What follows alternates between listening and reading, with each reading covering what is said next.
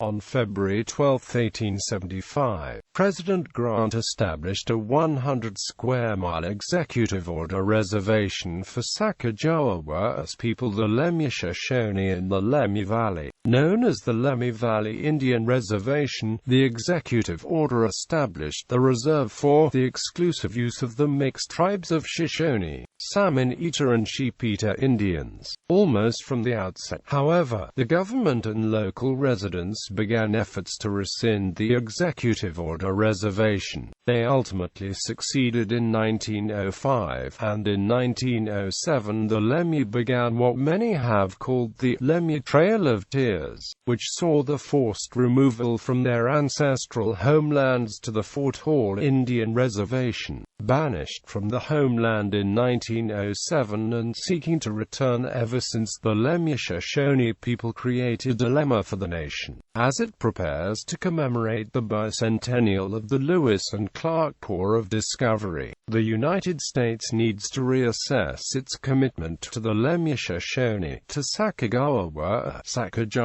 people. The obligation the nation acknowledges toward wolf and salmon recovery efforts is dwarfed by the responsibility it faces in treating fairly the people who played such a crucial role in advancing the success of the Lewis and Clark expedition. In August of 1805, Lewis and Clark and the Corps of Discovery approached the Three Forks of the Missouri River. At Fort Mandan in October of 1804, they had acquired the services of Toussaint Charbonneau and one of his wives, Sacajawea, a 15-year-old Shoshone woman who was 6 months pregnant. The expedition valued Charbonneau and Sacajawea for the skills as interpreters, he for his French and she for her Hidatsa and Shoshone. Sacajawea, along with several other Shoshone girls, had been captured by a Hidatsa raiding party near the Three Forks 4 years earlier. Living at Fort Mandan, Charbonneau won Sacajawea in a wager with Hidatsa warriors. Lewis and Clark recognized the importance of being accompanied by someone who spoke the language of one of the tribes living in the Rocky Mountains, in the vicinity of the Three Forks. By the time Lewis and Clark reached the Three Forks of the Missouri River, they understood the critical need for obtaining horses from the Shoshones living just to the west, and they recognized as well the need to obtain geographical information necessary for crossing into the Columbia River drainage. The role of Sacajawea loomed large indeed.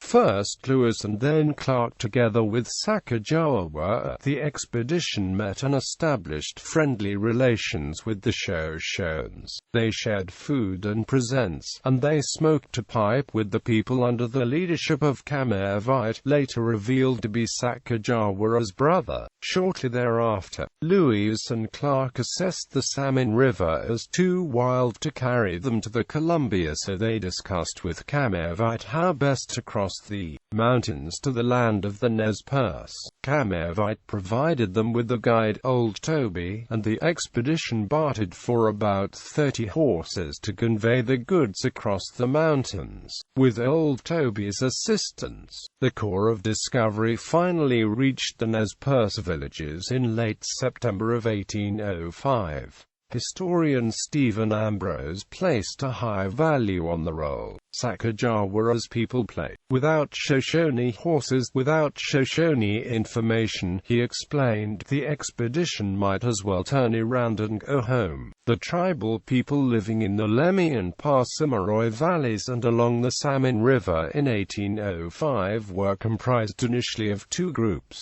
They included the Agadika, or Salmon-Eaters, the Tukukika, or the Sheep-Eaters, who lived in the surrounding mountains. These people subsisted by digging camas, fishing for salmon, and hunting mountain sheep, deer, antelope, and buffalo. As such, they exhibited the classic characteristic of Plateau Indian culture. The two groups subsisting in the Salmon River country were an organized tribe that crossed the Bitterroots to hunt buffalo north and west of Yellowstone. traveled to the Camas Prairie near Nez Perce country, and traveled north to trade with their allies, the Flatheads. Sometime after 1805, perhaps in the 1850s, the Salmon-Eaters and Sheep-Eaters were joined by a number of Bannock Indians who came north from Fort Hall, where the main Bannock tribe resided. These Bannock people, numbering about 100, became absorbed into the Lemhi tribe living in the Salmon River country. Mormon missionaries who came to the Salmon River Valley in 1855 were the first non-Indians to establish a sustained relationship with the Salmon River Indian people. Approximately 27 Mormon men left the Salt Lake Valley on May 18, 1855.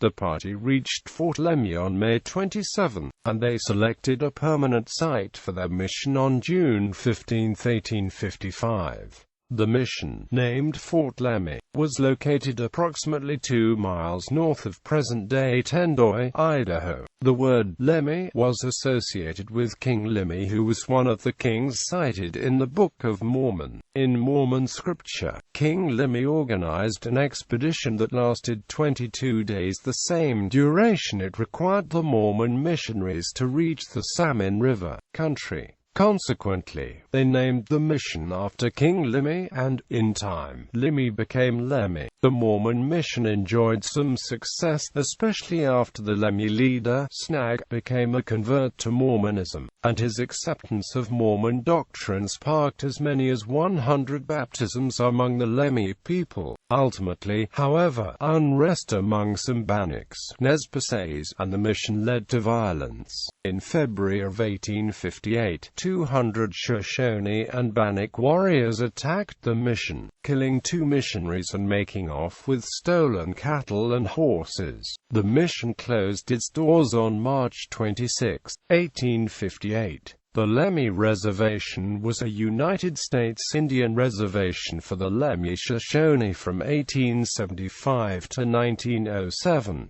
During almost all this time the main chief was Tendoy. The group of about 700 that the reservation was formed for in 1875 also included Sheep-Eater Indians and Bannocks. Tendoy himself had 1 Lemhi Shoshone and 1 Bannock parent. On February 12, 1875, President Grant established a 100-square-mile executive order reservation for Sacajawea people, the Lemhi Shoshone in the Lemhi Valley. Known as the Lemhi Valley Indian Reservation, the executive order established the reserve for the exclusive use of the mixed tribes of Shoshone, Bannock, and Sheep-Eater Indians. Almost from the outset, however, the government and local residents began efforts to rescind the executive order reservation. They ultimately succeeded in 1905, and in 1907 the Lemhi began what many have called the Lemhi Trail of Tears, which saw the forced removal from their ancestral homelands to the Fort Hall Indian Reservation.